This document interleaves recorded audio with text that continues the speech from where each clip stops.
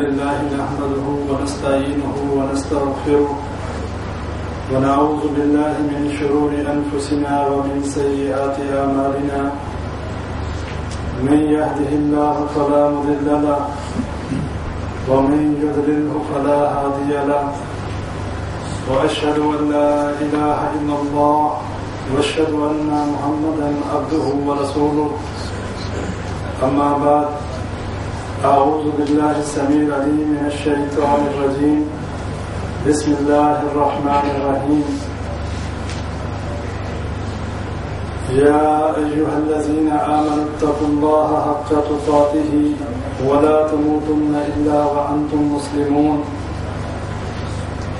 يا أيها الذين آمنوا اتقوا الله وقولوا قولا سديدا يصلح لكم أعمالكم ويغفر لكم ذنوبكم ومن يطع الله ورسوله فقد فاز فوزا عظيما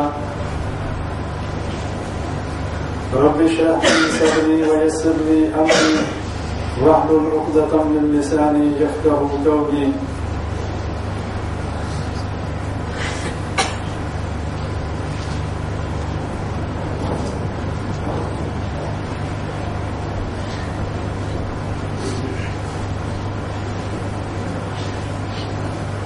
تمام تعریفیں اللہ تبارک و تعالیٰ کے لیے کہ جس نے ہمیں اشرف المخلوقات بنایا اور ہمیں امت محمدیہ صلی اللہ علیہ وسلم میں پیدا فرمایا اور انگنت درود و سلام نبی اکرم صلی اللہ علیہ وسلم کی ذات مبارکہ پر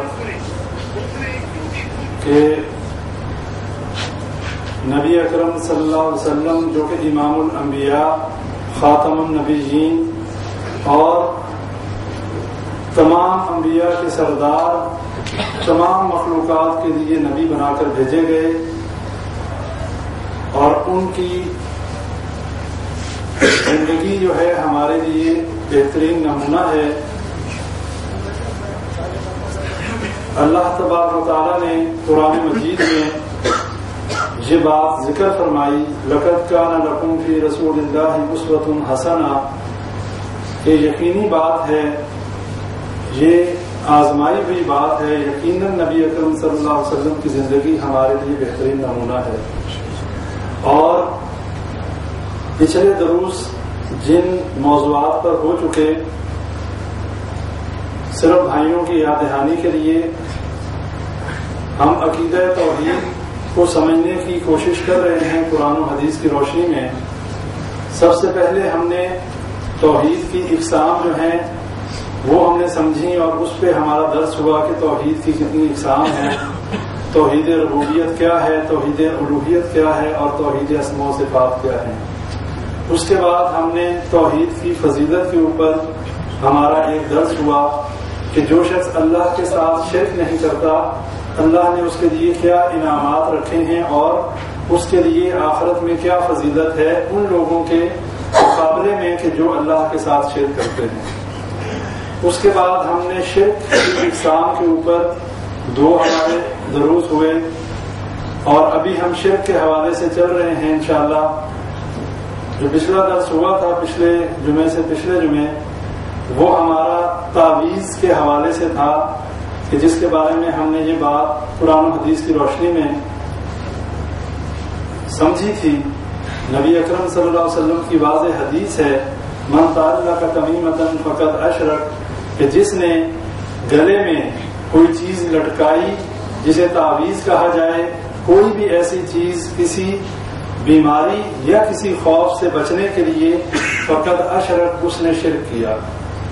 تو یہ بات ہم نے پچھلے درس میں جو ہے بھائیوں کے سامنے رکھی تھی. آج ہمارا موضوع اور آج ہمارا درس جو ہے وہ اسی حوالے سے کہ اگر کوئی بتوں کو سجدہ کرے، کسی درخت کو سجدہ کرے، کسی قبر کو سجدہ کرے، ان جگہوں پر سجدہ کرنے والا اس کی کیا شرعی حیثیت ہے اور ان مقامات کی جو ہے وہ شرعی حیثیت کیا ہے. اس حوالے سے آج ہم نے یہ دیکھنا ہے کہ جو شخص قبروں کے آگے سجدے کرے، قبروں کے گرد طواف کرے، قبروں سے فیض حاصل کرنے کے عقیدے رکھے، جس کے دل میں یہ بات ہو کہ یہ قبر والے جو ہیں ہماری مشکل کو حل کر دیتے ہیں، ہمیں اولاد دے دیتے ہیں، اس کے بارے میں قرآن و حدیث کیا کہتا ہے؟ اور اسی حوالے سے کہ مشرکین مکہ جو تھے، یہ بھی بات سامنے رکھی جائے گی کہ مشرکین مکہ کیا اللہ کا انکار کرتے تھے؟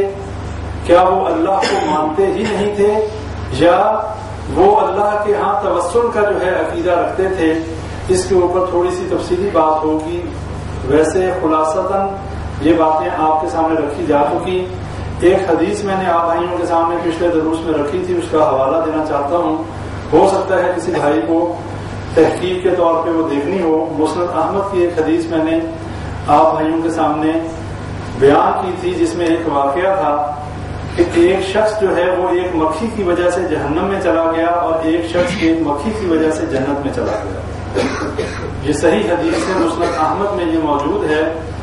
اور یہ حدیث ایسے ہی تھی کہ ایک قبیلے میں ایک بت تھا کہ اس قبیلے والے وہاں سے کسی شخص کو گزرنے نہیں دیتے تھے جب تک کوئی اس بت کے اوپر کوئی چڑھاوا، کوئی نظر و نیاز نہ دے۔ تو دو لوگ وہاں سے ان کا گزر ہوا، تو وہی فرمائش انہوں نے ان دونوں لوگوں کے سامنے رکھی کہ اس بت کے اوپر کچھ نظر و نیاز دو، تب تم یہاں سے جا سکتے ہو، وگرنہ تم نہیں جا سکتے۔ انہوں نے کہا کہ ہمارے پاس اس بت کے اوپر چڑھانے کے لیے کچھ بھی نہیں۔ انہوں نے کہا چاہے ایک مکھی ہی مار کر جو ہے اس پہ چڑھا دو۔ تو ایک شخص نے جو ہے وہ مکھی ماری اور اس بت پہ چڑھا دی۔ نبی صلی اللہ علیہ وسلم نے فرمایا کہ وہ اس مکھی کی وجہ سے جہنم میں گیا۔ اور جو دوسرا شخص تھا اس نے کہا کہ مکھی بھی اگر چڑھائی جائے گی تو مکھی بنانے والے کے نام پر، کسی غیر اللہ کے نام پر مکھی بھی نہیں چڑھائی جا سکتی۔ انہوں نے اس کو قتل کر دیا، اس کو جان سے مار دیا۔ نبی صلی اللہ علیہ وسلم نے فرمایا یہ شخص اس مکھی کی وجہ سے جنت میں چلا گیا۔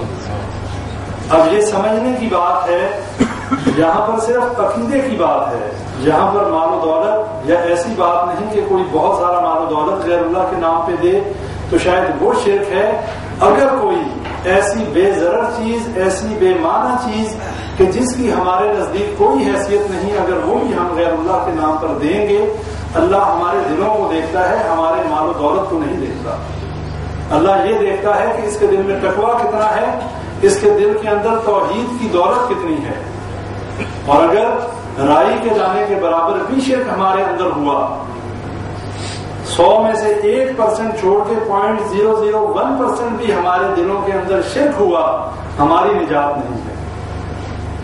اس لیے کہ شرک جو ہے اس کی موجودگی میں کوئی عمل اللہ کے ہاں قابل قبول نہیں۔ اللہ نے واضح قرآن میں فرما دیا ان اللہ لا یغفر ان یشرک بہ، کہ میں ہرگز اس کو معاف نہیں کروں گا جس نے میرے ساتھ شرک کیا۔ اب ہم اپنے موضوع کی طرف آتے ہیں کہ ہم ہمارے بر صغیر پاک و ہند میں قبروں کی تعظیم جو ہے وہ کس حد تک ہے اور قبروں کو کیا سمجھا جاتا ہے۔ نبی اکرم صلی اللہ علیہ وسلم کی واضح حدیث موجود ہے، اور نبی صلی اللہ علیہ وسلم کے دور میں قبرستان میں جانا منع تھا، اللہ تعالیٰ نے قبروں کی زیارت سے منع کیا ہوا تھا۔ لیکن نبی اکرم صلی اللہ علیہ وسلم نے فرمایا کہ اللہ نے مجھے قبروں کی زیارت سے منع کیا تھا، لیکن اب مجھے اجازت دے دی گئی، سو تم قبروں کی زیارت کیا کرو۔ لیکن صرف 2 مقاصد بیان کیے کہ کن مقاصد کے لیے۔ ایک مقصد تو یہ کہ تمہیں اپنی موت یاد آئے۔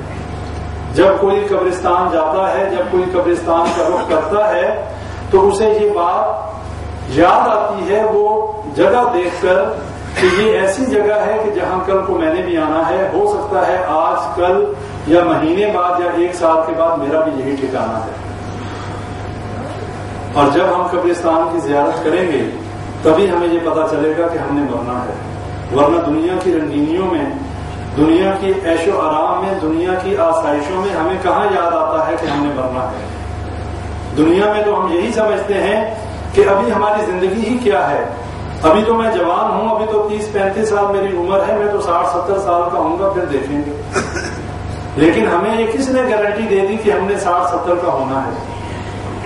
اگر کسی بزرگ سے بھی پوچھ لیا جائے وہ بھی مرنے کے لیے تیار نہیں، اور وہ بھی یہی سمجھتا ہے کہ ابھی تو میرا بڑے جو ہیں وہ تو 100 سال تک ان کی زندگی تھی، میری تو ابھی 70 ہوئی ہے، ابھی تو بڑی زندگی پڑی ہے۔ اور یہی وہ شیطان ہے کہ جو انسان کو ان خوش فہمیوں میں مبتلا کر کے اللہ کا نافرمان اور باغی بناتا ہے۔ اور یہ شیطان انسان کو سب سے پہلے جو گناہ کروانے کی کوشش کرتا ہے وہ گناہ ہے جس کو اللہ نے کہا ان الشرک لظلم عظیم، کہ شرک سب سے بڑا ظلم ہے۔ اور آج ہم اس گناہ میں اتنے بری طریقے سے جکڑے گئے ہیں، ہمیں احساس تک نہیں کہ ہم اللہ کے ساتھ شرک کر رہے ہیں۔ ہمارے ذہنوں میں یہی بات ہے کہ ہم مسلمان ہیں، ہم مسلمانوں کے گھروں میں پیدا ہوئے، ہماری تو نبی اکرم صلی اللہ علیہ وسلم نے شفاعت کرنی ہے، ہم تو جنتی ہیں۔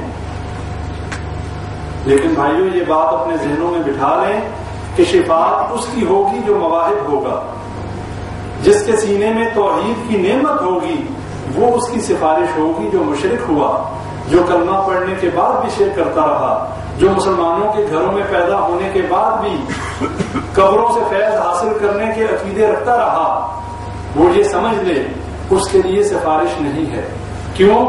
اللہ تعالیٰ کی اجازت کے بغیر کوئی سفارش نہیں کر سکتا، حتیٰ کہ نبی اکرم صلی اللہ علیہ وسلم بھی جب تک اللہ اجازت نہیں دے گا سفارش نہیں کر سکیں گے۔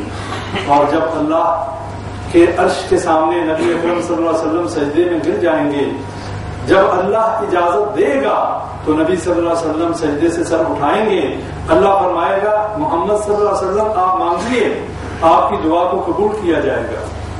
لیکن کب؟ جب اللہ تعالیٰ اجازت دیں گے، اور اللہ جس کے لیے اجازت دے گا نبی اکرم صلی اللہ علیہ وسلم انہیں کی سفارش کریں گے۔ نبی صلی اللہ علیہ وسلم کبھی کسی مشرک کے لیے دعائے مغفرت نہیں کر سکتے۔ اپنی زندگی میں جب نبی اکرم صلی اللہ علیہ وسلم نے ایک منافق کا نماز جنازہ پڑھایا، حضرت عمر رضی اللہ تعالیٰ عنہ نے کہا کہ اے اللہ کے نبی صلی اللہ علیہ وسلم یہ تو منافق ہے، اور اللہ نے منع کیا اس کا جنازہ پڑھانے سے، اس کے لیے دعائے مغفرت کرنے سے۔ نبی صلی اللہ علیہ وسلم نے فرمایا کہ اللہ نے مجھے روکا نہیں ہے، اس لیے جو ہے میں اس کے لیے دعائے مغفرت کروں گا۔ اس کے بعد اللہ نے سورہ توبہ میں آیات نازل کر دی کہ کسی آپ کے لیے اور کسی مومن کے لیے یہ جائز نہیں کہ کسی مشرک کے لیے دعا استغفار کرے۔ اللہ نے مطلقاً روک دیا۔ اب وہ ہمارا بھائی ہو، وہ ہمارا باپ ہو، وہ ہمارا خاندان ہو، وہ ہم خود ہوں، اگر ہماری برادری، ہمارے خاندان، ہمارے اہل و عیال میں کسی شخص کے اندر شرک کی بیماری ہے اور وہ بغیر توبہ کیے مر جاتا ہے، ہمارے لیے جائز نہیں کہ ہم اس کے لیے دعائے مغفرت بھی کریں، اس لیے کہ اللہ کے دشمن کے لیے، اللہ کے باغی کے لیے، گناہ گار ہو کوئی بات نہیں، گناہ گار کے لیے دعائے مغفرت کی جا سکتی ہے، لیکن اللہ کے ساتھ شرک کرنے والے کے لیے دعائے مغفرت نہیں کی جا سکتی۔ اللہ نے قرآن میں واضح فرما دیا کہ جس نے میرے ساتھ شرک کیا میں اس کی جو ہے توبہ قبول نہیں کرتا، اگر وہ بغیر توبہ کیے مر گیا وہ جہنم میں جائے گا، اور اگر اس نے سچے دل سے توبہ کر لی مرنے سے پہلے اللہ تعالیٰ اسے معاف کرنے کو تیار ہے۔ اللہ تعالیٰ 100 قتل کرنے والے کو معاف کر سکتا ہے، اللہ تعالیٰ 70 سال سے نافرمانی کرنے والے کو معاف کر سکتا ہے۔ اللہ کی رحمت بہت وسیع ہے، لیکن اللہ کس چیز کو معاف نہیں کرتا؟ اگر کوئی شرک کرے اور اسی شرک پہ مر جائے اللہ نے اس کے لیے جنت کو حرام کر دیا۔ اب ہمارے ہاں قبروں کا جو مقام اور مرتبہ ہے اسے ذرا آپ لوگ مجھ سے بہتر جانتے ہیں، اور سب کو معلوم ہے آج جو قبریں پاکستان، برصغیر پاک و ہند، بنگلہ دیش، ان جگہوں پہ جتنے قبرستان ہیں، جتنے مزار ہیں، جتنی قبریں بنائی جاتی ہیں، کیا وہ شرعی طریقے سے بنائی جاتی ہیں؟ پہلی بات یہ ہے کہ نبی اکرم صلی اللہ علیہ وسلم نے پکی قبر بنانے سے منع فرما دیا۔ نبی صلی اللہ علیہ وسلم نے قبر کے اوپر سنگ مرمر اور کتبے لگانے سے منع کر دیا۔ نبی صلی اللہ علیہ وسلم نے قبروں پر بیٹھنے سے منع کر دیا۔ واضح حدیث ہے کہ قبروں پر نہ بیٹھو، قبروں پہ عبادت نہ کرو، قبروں پہ قرآن نہ پڑھو۔ یہ تمام کام وہ مسلمان کے جو محب رسول ہونے کا دعویٰ کرتا ہے یہ تمام کام کر رہا ہے۔ قبروں کو پکا بھی بنایا جا رہا ہے، قبروں کے اوپر سنگ مرمر بھی لگایا جا رہا ہے، قبروں کے اوپر کتبے لگائے جا رہے ہیں سنگ مرمر کے، جس میں کچھ بندے کا پورا بایو ڈیٹا لکھا جاتا ہے، کب پیدا ہوا، کب وفات ہوئی، ابن فلاں ابن فلاں، اور اس کی جو ہے اس کی تعریف میں بڑے بڑے شعر اور اشعار جو ہیں وہ لکھے جاتے ہیں۔ اور اگر کچھ زیادہ مالدار ہے، کسی کے پاس زیادہ مال ہے، تو وہ قبر کے ارد گرد چھوٹا سا مزار بھی بنا دے گا۔ یہ انفرادی عمل کی بات کر رہا ہوں جو لوگ اپنے عزیزوں کو دفناتے ہیں، اور جو لوگ قبروں پر مجاور بن کر بیٹھتے ہیں، جو لوگ ان قبروں کو شرک کے اڈوں میں تبدیل کرتے ہیں، وہ بدترین لوگ ہیں کہ جو اللہ کے ساتھ شرک کے لیے ایک جگہ مہیا کرتے ہیں کہ جہاں پر اللہ کو گالیاں دی جاتی ہیں۔ کون کہتا ہے؟ اللہ خود کہتا ہے، حدیث قدسی ہے، اللہ فرماتا ہے ابن آدم مجھے اذیت دیتا ہے اور یہی ابن آدم مجھے گالی دیتا ہے۔ کون ہے جو اللہ کو گالی دے؟ کس میں ہے اتنی ہمت کہ جو اللہ کو گالی دے؟ کوئی سوچ سکتا ہے؟ نہیں سوچ سکتا، لیکن اللہ کہتا ہے یہ ابن آدم، یہ آدم کا بیٹا مجھے گالی دیتا ہے۔ کیسے گالی دیتا ہے؟ اللہ فرماتا ہے کہ مجھے اذیت ایسے دیتا ہے کہ یہ کہتا ہے کہ اللہ مجھے دوبارہ نہیں اٹھائے گا۔ جو بندہ یہ عقیدہ رکھے کہ اللہ مجھے دوبارہ نہیں اٹھائے گا، یعنی قیامت کا انکار کرنے والا ہو، اس مرنے کے بعد دوبارہ اٹھنے کا انکار کرنے والا ہو، کہ جو ہمارے ایمان کی بنیادی شرائط میں سے ہے، کہ جس میں ہم فرشتوں پر ایمان لاتے ہیں، نبیوں پر ایمان لاتے ہیں، اور اس کے ساتھ ساتھ آخرت کے دن پر ایمان لاتے ہیں۔ اگر روز جزا کے دن کو ہی جھٹلا دیا جائے تو پہلے ہی فساد اور فتنے اتنے زیادہ ہیں، پھر تو ہر شخص شتر بے مہار ہوگا، پھر ہر شخص جو ہے وہ دنیا میں حلال اور حرام کی تمیز کیے بغیر، کسی کا حق کا خیال کیے بغیر، جس طریقے سے مرضی چاہے دولت کمائے، جتنی مرضی قتل و غارت گری کرے، پتا ہے کہ مر جانا، اس کے بعد مٹی ہو جانا، ہم سے کسی نے کیا پوچھنا۔ لیکن قیامت کے دن اٹھنے کا یہ ڈر جو ہے، کسی کے آگے جواب دہ ہونے کا ڈر جو ہے، یہ انسان کو حیوان بننے سے روکتا ہے، یہ انسان کو اس چیز کنٹرول میں رکھتا ہے کہ آج اگر زیادتی کرے گا کل تجھے بھگتنی پڑے گی۔ اور وہ زیادتی بھی کیسی؟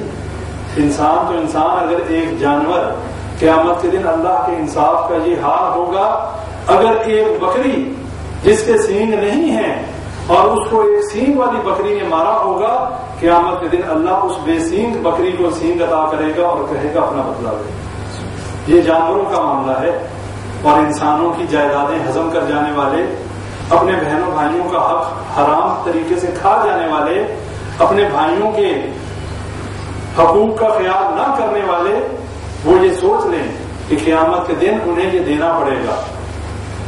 اور دینا کس شکل میں پڑے گا؟ وہاں مال و دولت نہیں ہوگا، وہاں تو کاروبار، کرنسی، یہ نیکیاں یا بدیاں ہوں گی، یہ گناہ یا ثواب کی بات ہوگی، یا کسی کو نیکیاں دی جائیں گی یا کسی کے گناہ لیے جائیں گے۔ تو یہ سوچ لیں، آج دنیا میں نیکیاں کرنے میں سبقت لے جانے والے بھی سوچ لیں کہ ایسا نہ ہو کہ قیامت کے دن اتنی محنت کرنے کے باوجود یہ نیکیاں کسی اور کے پلڑے میں ڈال دی جائیں۔